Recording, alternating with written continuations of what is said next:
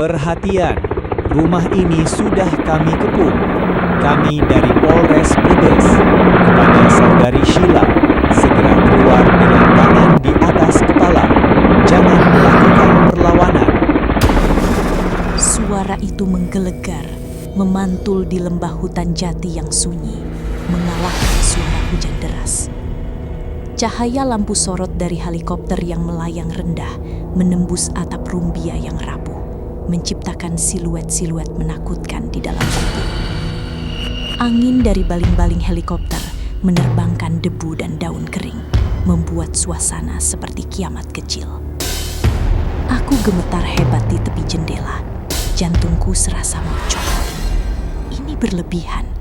Helikopter, pasukan bersenjata lengkap. Aku merasa seperti teroris atau buronan kelas kakap.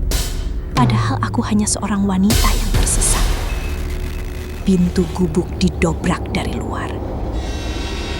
Diharap, jangan bergerak. Aku mengangkat kedua tangan, silau oleh sorot senter taktis yang menyinari mataku. Saya menyerah, cicitku. Di luar, aku mendengar keributan. Aish berlari dari arah surau, mencoba menghalangi petugas yang merangsek masuk. Jangan kasar, di dalam ada wanita. Teriak Aish. Namun 2 orang petugas langsung melumpuhkannya, menekan wajah Aish ke tanah yang becek. Aish!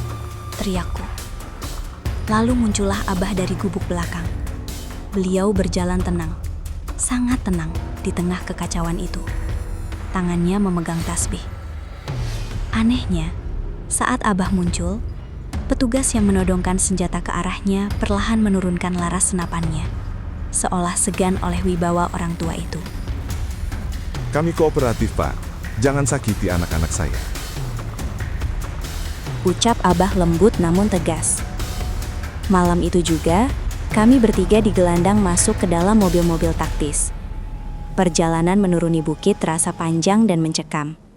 Kami dibawa langsung ke Polres Brebes. Sesampainya di kantor polisi, suasana berubah drastis. Gedung itu dingin, kaku, dan berbau antiseptik. Aku dipisahkan dari Abah dan Aish.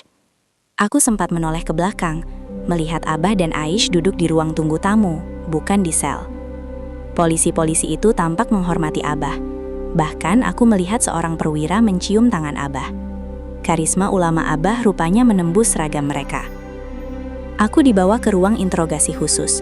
Ruangan 3x3 meter dengan kaca satu arah. Aku duduk di kursi besi yang dingin. Brio duduk di atas meja, menatapku cemas namun tetap memberiku isyarat untuk tikir. Tak lama, seorang penyidik senior masuk. Namanya Kompol Aryo. Terlihat dari tag nama di seragamnya. Dia membawa tumpukan berkas tebal. Wajahnya lelah namun tajam. Dia duduk di hadapanku. Saudari Sheila Meilani Huang, alias Cah Ayu. 2 bulan kami mencari Anda. Keluarga Wijaya Group mengerahkan segalanya, bahkan menekan Kapolri untuk menemukan Anda. Pantas saja tim kami kesulitan. Anda bersembunyi di hutan keramat itu. Aku menunduk. Saya tidak bersembunyi, Pak. Saya kecelakaan. Saya hilang ingatan.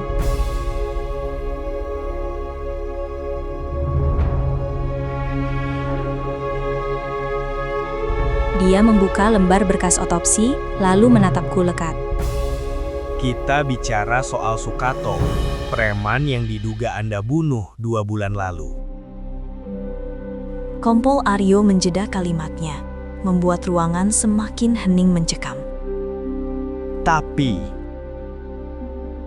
setelah tim forensik melakukan otopsi mendalam dan uji toksikologi, penyebab kematiannya bukan benturan di kepala. Mataku membelalak. Apa? Sukato meninggal karena gagal napas akut akibat keracunan sianida dosis tinggi. Racun? Tanyaku tidak percaya. Suaraku melengking di ruangan sempit itu. Ya, racun. Kompol Aryo mencondongkan tubuhnya. Kami menemukan sisa botol kecil berisi cairan racun di sekitar sungai saat Sukato ditemukan. Analisis kami menyimpulkan, setelah Anda meremas kemaluannya dan melarikan diri, Sukato masih hidup. Dia mengerang kesakitan. Mungkin karena frustrasi menahan sakit di pangkal pahanya yang luar biasa akibat remasan Anda. Atau karena dia memang sedang mabuk berat dan depresi, dia menenggak racun itu untuk mengakhiri rasa sakitnya. Aku ternganga. Logika itu terdengar gila. Tapi, dia bunuh diri? Tanya aku gemetar. Secara teknis, iya, dia membunuh dirinya sendiri dengan zat beracun itu. Pukulan Anda hanya membuatnya gegar otak ringan, tidak mematikan. Jelas Kompol Aryo. Perasaanku campur aduk tak karuan. Antara lega luar biasa karena aku bukan pembunuh, dan kekhawatiran baru yang menyergap. Jadi, saya bebas? Saya bukan pembunuh? Kompol Aryo menggeleng pelan. Wajahnya serius. Anda bebas dari pasal pembunuhan, pasal 338, Saudari Sheila. Tapi status Anda belum aman. Karena racun itu memunculkan pertanyaan baru yang lebih besar. Kompol Aryo menatapku tajam, seolah mencari kebohongan di mataku. Seorang preman kampung seperti Sukato tidak mungkin punya akses ke sianida murni kualitas laboratorium. Racun itu mahal dan langka. Ada dugaan, ada pihak ketiga yang ingin melenyapkan Sukato. Atau mungkin, Sukato dibayar untuk mencelakai Anda sejak awal. Dan racun itu adalah paket tugasnya jika dia gagal. Darahku berdesir. Pihak ketiga, Sukato dibayar. Maksud Bapak, pertemuan saya dengan Sukato itu bukan kebetulan. Itu yang sedang kami selidiki. Jawab Kompol Aryo sambil menutup berkas. Dan satu hal lagi, Saudari Sheila. Ada seseorang yang sudah menunggu Anda di ruang sebelah sejak subuh tadi. Seseorang yang melaporkan kehilangan Anda pertama kali. Jantungku berpacu lebih cepat dari sebelumnya. Siapa? Mas Al? Atau Mami?